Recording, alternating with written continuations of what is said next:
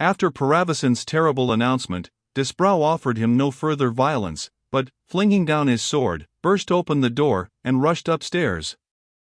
His wife was still insensible, but the fatal mark that had betrayed the presence of the plague to the night manifested itself also to him, and he stood like one entranced, until Mrs. Disbrow, recovering from her swoon, opened her eyes, and, gazing at him, cried, "You here, O Disbrow, I dreamed you had deserted me, had sold me to another."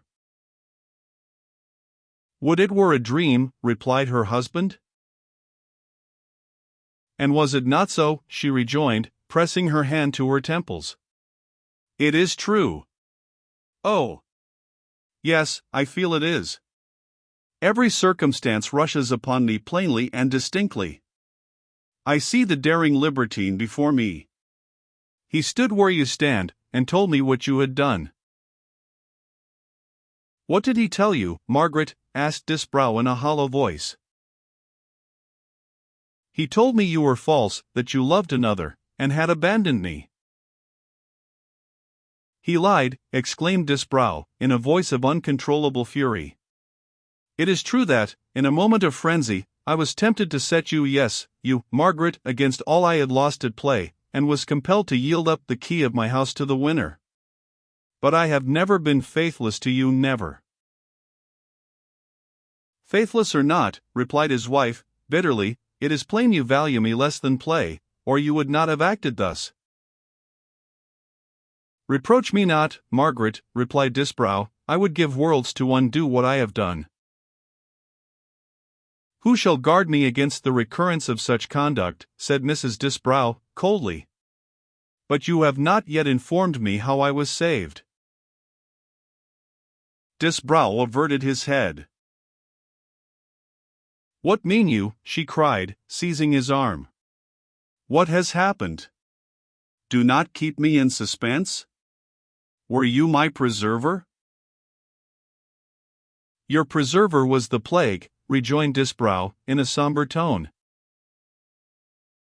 The unfortunate lady then, for the first time, perceived that she was attacked by the pestilence, and a long and dreadful pause ensued, broken only by exclamations of anguish from both.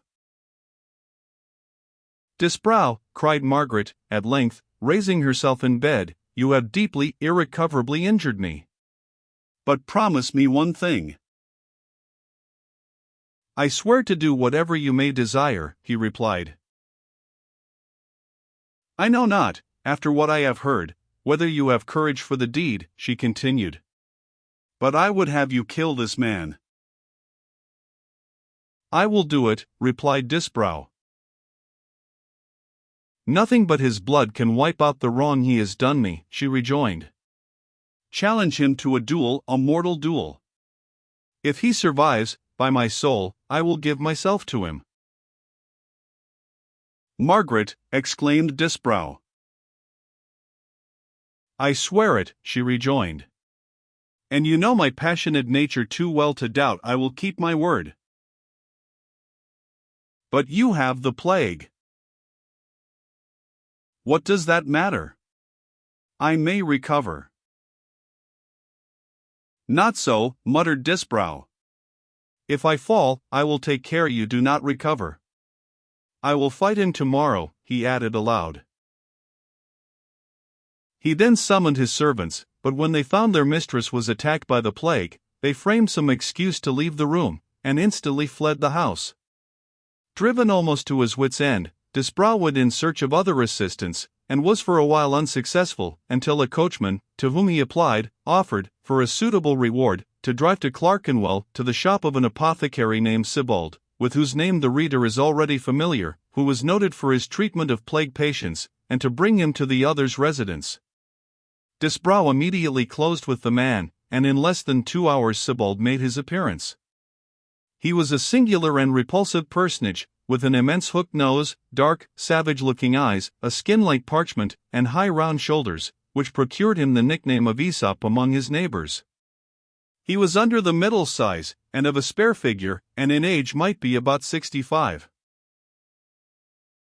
On seeing Mrs. Disbrow, he at once boldly asserted that he could cure her, and proceeded to apply his remedies.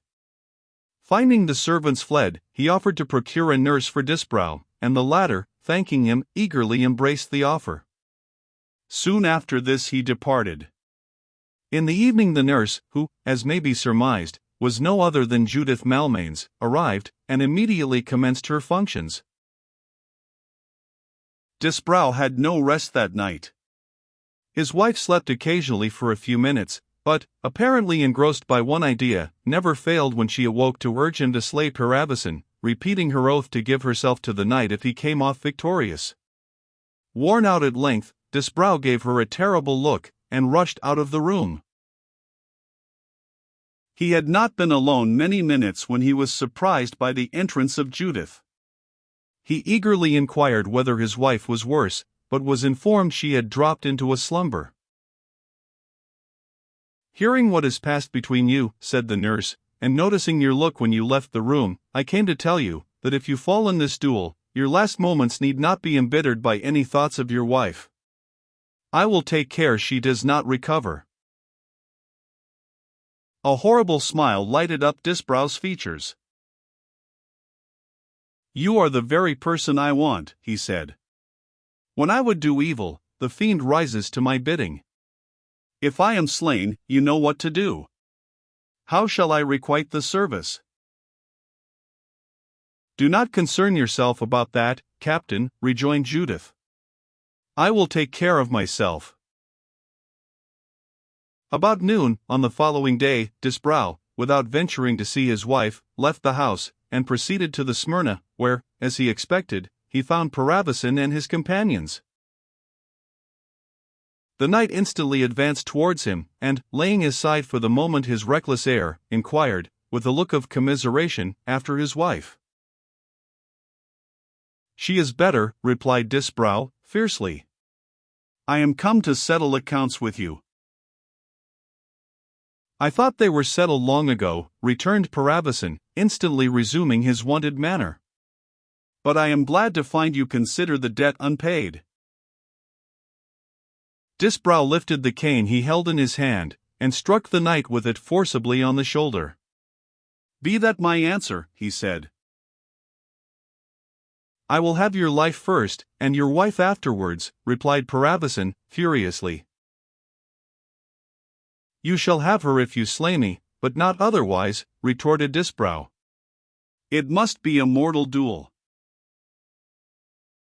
"It must," replied Paravicin. "I will not spare you this time." "Spare him," cried Pillicati. "Shield of Agamemnon! I should hope not. Spit him as you would a wild boar."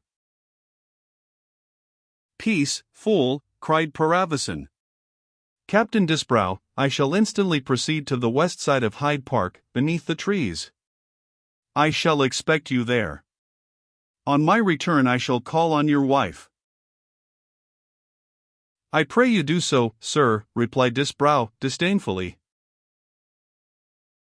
Both then quitted the coffee-house, Paravicin attended by Rochester and Pillicati, and Disbrow accompanied by a military friend, whom he accidentally encountered.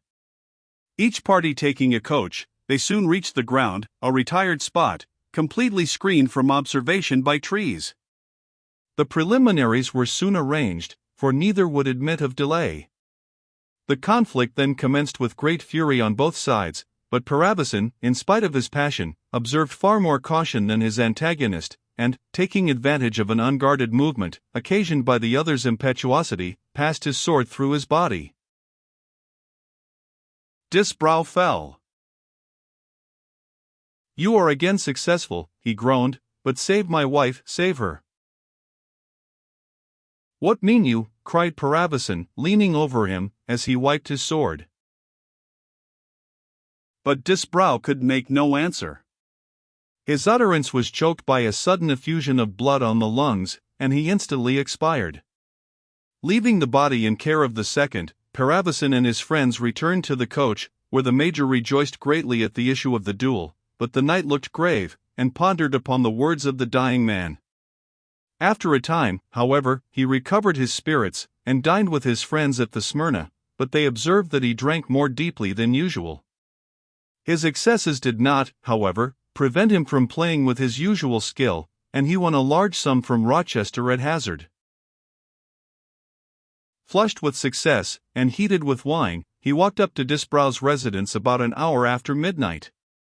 As he approached the house, he observed a strangely shaped cart at the door, and, halting for a moment, saw a body, wrapped in a shroud, brought out. Could it be Mrs. Disbrow? Rushing forward, to one of the assistants in black cloaks, and who was no other than Chowles, he asked whom he was about to inter. "It is a Mrs. Disbrow," replied the coffin-maker. "She died of grief, because her husband was killed this morning in a duel, but as she had the plague, it must be put down to that. We are not particular in such matters, and shall bury her and her husband together, and as there is no money left to pay for coffins, they must go to the grave without them." "What, ho! Mother Malmains, let Jonas have the captain as soon as you have stripped him. I must be starting." And as the body of his victim was brought forth, Paravicin fell against the wall in a state almost of stupefaction.